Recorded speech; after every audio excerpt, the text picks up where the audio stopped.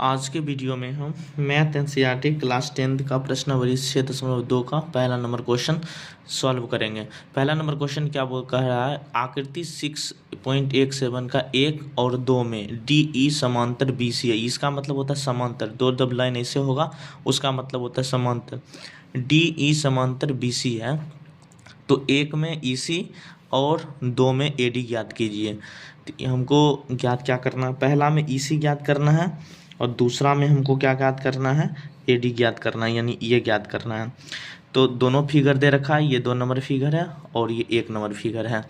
तो दोनों फिगर में हमको क्या ज्ञात करना है, इसमें पहला नंबर ई सी ज्ञात करना और इसमें ए डी ज्ञात करना है। और हमको दे रखा है डी समांतर बी सी।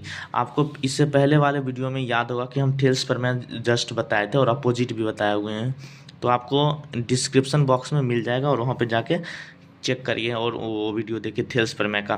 तो थेल्स प्रमेय क्या बोलता है, थेल्स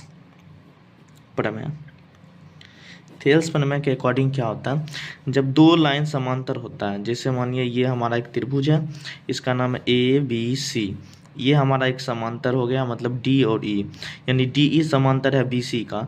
जब डी ई समांतर बी सी का हो जाएगा तो ये दोनों भुजाओं का अनुपात समानुपाती होगा, यानी ए से लेकर डी तक ए डी बटा डी बी बराबर हम कर सकते हैं ए ई बटे ई सी कर सकते हैं, ठीक है। ऐसे हम लिख सकते हैं अगर ये दोनों समांतर रहेगा तो, यानी ये वाला समांतर रहेगा तो हम ऐसे इसको लिख सकते हैं। अब देखिए इस क्वेश्चन में क्या है कि डी ई समांतर बी सी दे रखा है, यहाँ पे देखिए लिखा हुआ ना डी ई समांतर बी सी। जब डी ई समांतर बी सी है तो हम इसको इस अकॉर्डिंग में हम लिख सकते हैं, जैसे इसको इस अकॉर्डिंग में हम लिख सकते हैं। तो अब देखिए ए डी बटा डी बी और ए ई बटे ई सी लिख दिए ना, ए डी बटे डी बी ए ई बटे ई सी। कहाँ से लिखे हैं, थेल्स प्रमेय से लिखे हैं। क्यों लिखे हैं, क्योंकि डी ई समांतर बी सी है। तो चलिए ए डी कितना दिया गया है, यहाँ पर देखिए ए डी 1.5 है, डी बी 3 है, तो हम लिख सकते हैं ए डी के जगह 1.5 और डी बी के जगह 3।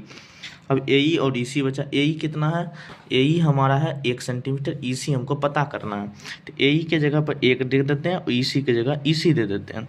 अब देखिए यहाँ पे कट जाएगा 2 बार में, 1.5 दूनी 3 हो जाता है। अब देखिए यहाँ पे 1 बचा, क्रॉस मल्टीप्लिकेशन करेंगे, यहाँ पे 1 है, 1 गुना ई सी तो ई सी हो जाएगा और 2 गुना 1 होता है यानी 2 हो जाएगा। ये हमारा ई सी निकल गया आसानी से 2 सेंटीमीटर, इस यानी ये हमारा क्या हो जाएगा ई सी 2 सेंटीमीटर। पहला क्वेश्चन सॉल्व हो गया।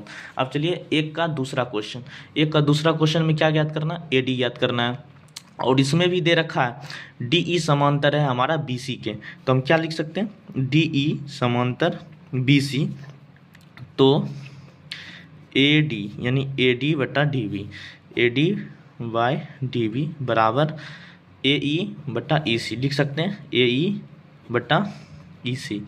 चलिए ये लिख दिए। अब देखते क्यों लिखे, ये थेल्स प्रमेय के अकॉर्डिंग लिखे।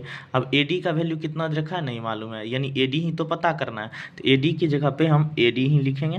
डी बी कितना दिया हुआ है 7.2 सेंटीमीटर, 7.2 सेंटीमीटर यहाँ पे बराबर है, तो बराबर ए ई कितना दिया हुआ है 1.8 सेंटीमीटर, ए ई कितना 1.8 सेंटीमीटर, ई सी कितना दिया हुआ है 5.4 सेंटीमीटर, ये हमारा 5.4 सेंटीमीटर हो गया।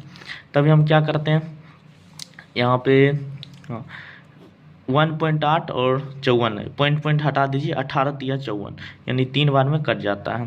यानी हम क्रॉस मल्टीप्लिकेशन करें, यहाँ पे 1 बचा है यानी ए डी गुना 3 यानी 3 ए डी बराबर, यहाँ पे 1 बचा यानी 7.2 सेंटीमीटर यानी ए डी, तो ए डी बराबर 7.2 बटे 3 ये हम लिख सकते हैं। चलिए अब 3 से काटना है, इस ये 7.2 में कट करेंगे तो यानी 2.4 यानी 24 दिया 72 होता है, 24 को 3 बार मल्टीप्लाई करेंगे तो 72 आएगा, यानी ए डी बराबर 2.4 सेंटीमीटर। ये हमारा आंसर रहा।